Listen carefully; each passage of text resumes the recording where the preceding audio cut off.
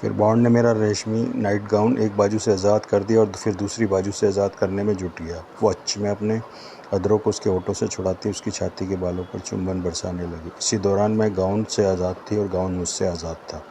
फिर मेरे other bond की शर्ट के बटन एक एक करके खोलने लगे। खट, तभी इस आवाज़ के साथ बॉन्ड ने मेरे पीछे का हुक खोल दिया और मेरे उनको आज़ाद करता चला गया। मेरी अंगियां हवा में लहराती फर्श पर जा पहुंची। सरर तभी मेरा एक हाथ सरकता उसकी जिप पर पड़ा। सी एक मीठी सी सिसकारी बॉन्ड के अधरों से निकली। इसी दौरान मैंने अपने अधरों से तमाम बटन खोल दिए और शर्ट के दोनों पल्ले दाएं बाएं फैला दिए।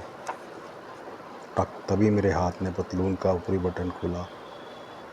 इसी दौरान बॉन्ड की एक उंगली मेरी नाभि के नीचे फिसलने लगी। कट की आवाज़ के साथ एक इलास्टिक टूटा और एक संक्षिप्त वस्त्र उसकी उंगली में लटकता चला गया। अब मैं सर्वस्व नेकेड थी। बॉन्ड भी मेरे मात्र अंडरवेयर में था। उनकी कमीज के दोनों पहलू पीठ के नीचे दाएं बाएं खुले पड़े थे। सहसा मैं उसके जिस्म पर घड़ी की सुई की तरह घूमती चली गई। बॉन्ड मेरा अभिप्राय समझा।